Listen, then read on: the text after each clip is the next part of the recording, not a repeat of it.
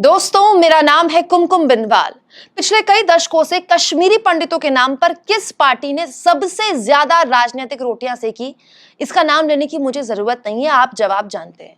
और हाल के सालों में, खास तौर पर पिछले 3-4 सालों में कश्मीरी पंडितों के नाम पर किसने वोट बटोरने की कोशिश की, ये भी आप जानते हैं। इस साल आई फिल्म द कश्मीर फाइल्स के जरिए कैसे इस फिल्म को एक प्रोपेगेंडा की तरह इस्तेमाल किया गया और इस फिल्म का खुद प्रचार प्रधानमंत्री नरेंद्र मोदी ने और बीजेपी के तमाम नेताओं ने किस तरह से किया, ये भी आप जानते हैं। लेकिन उस कश्मीर फाइल्स के हिट होने के बाद उसके लीड एक्टर अनुपम खेर अब भी अपनी कारगुजारियों से बाज नहीं आ रहे। देखिए, अनुपम खेर ने एक ट्वीट किया जिसके बाद उनकी न केवल फजीहत हो गई बल्कि लोगों को जवाब देते उनके लिए नहीं बना।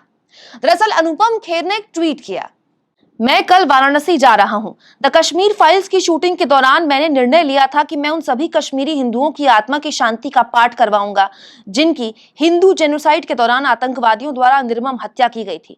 इस पूजा को त्रिपंडी श्राद्ध पूजा कहते हैं। आयोजकों का आभार। यानी कि कश्मीर फाइल्स के एक्टर फिल्म हिट होने के बाद भी फिल्म के प्रोपेगेंडा को आगे चलाते हुए कहते हैं कि 25 साल पहले जो कश्मीरी पंडितों का नरसंहार हुआ उसका श्राद्ध मैं आज करवाने जा रहा हूं। उसके बाद वो बनारस में श्राद्ध करवाने भी गए, लेकिन इस बीच कैसे एक पत्रकार उनसे भिड़ गए, देखिए। दैनिक भास्कर के एक पत्रकार ने अनुपम खेर के वाराणसी जाने के इस फैसले पर उनको निशाने पर लेते हुए कहा, आपको वाराणसी आने से पहले कश्मीर जाने की जरूरत है। वहां के हालात खराब हैं। वहां जाकर राज्यपाल महोदय से पंडितों की सुरक्षा को लेकर बात करें, फिर महादेव के पास पंडितों की आत्मा की शांति के लिए पाठ करवाएं। दोस्तों, पत्रकार राजेश साहू ने जो बात कही वो बिल्कुल 16 आने सच है। पिछले कई दिनों से कश्मीरी पंडितों का नरसंहार हो रहा है। कश्मीर में टारगेट किलिंग हो रही है। किसी सरकारी क्लर्क को उसके दफ्तर में नाम पूछकर मार दिया गया, किसी टीचर को मार दिया गया, यहां तक कि बिहार के एक मजदूर को भी नाम पूछकर मार दिया गया। टारगेट किलिंग नहीं तो और क्या है। पिछले 20 दिन से ज्यादा का वक्त हो गया। कश्मीरी पंडितों ने लाल चौक से लेकर कश्मीर के अलग अलग इलाकों में न केवल राज्यपाल से सवाल पूछे बल्कि केंद्र की मोदी सरकार से भी कहा कि हमें सुरक्षा चाहिए। बड़े स्तर पर पलायन की तस्वीरें भी आई, ये कुछ दिन पहले की बात है, लेकिन इस पर अनुपम खेर ने कुछ नहीं कहा। लेकिन इसके बाद इनको आईना दिखाया गया एक पत्रकार द्वारा, तो अनुपम खेर भड़क गए और उस पत्रकार से क्या कहते हैं सुनिए। आप भी कुछ कर लो। आप दैनिक भास्कर में पत्रकार हैं, लिखिए एक लेख कि कैसे कश्मीर में पिछले 35 सालों से आतंकवादियों ने कश्मीरी हिंदुओं को बेरहमी से मारा, उनकी माताओं बहनों से बलात्कार किया। आतंकवाद की भी बुराई कर लो। जिनकी पूजा के लिए जा रहा हूं वो उनकी गालियों के ही शिकार हुए थे।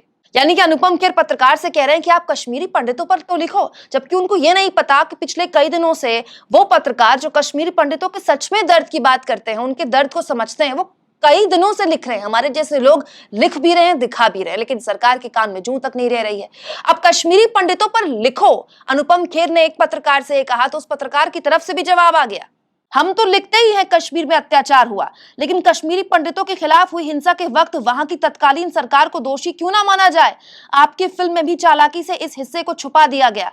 आपकी फिल्म से सिर्फ नेगेटिविटी फैली है, कश्मीर में भी और देश में भी।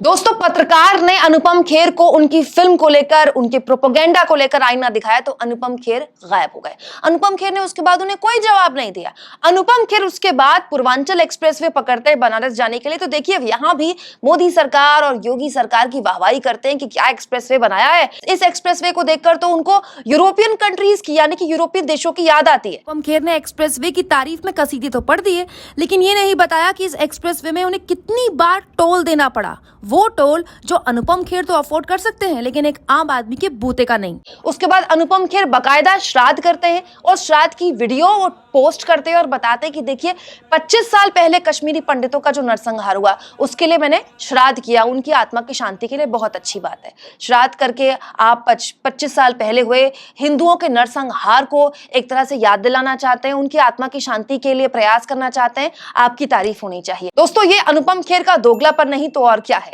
कि 25 साल पहले हुए नरसंहार को लेकर वो आज श्राद्ध कर रहे हैं, लेकिन आज जो कश्मीर में टारगेट किलिंग हो रही है हिंदुओं की, उस पर वो चुप है। क्या 25 साल बाद उसके लिए श्राद्ध किया जाएगा उनकी तरफ से, या फिर 25 साल बाद उनके लिए कोई फिल्म बनाई जाएगी, जबकि आज वो मुखर होकर मोदी सरकार की आलोचना भी कर सकते हैं और उनसे सवाल भी पूछ सकते हैं।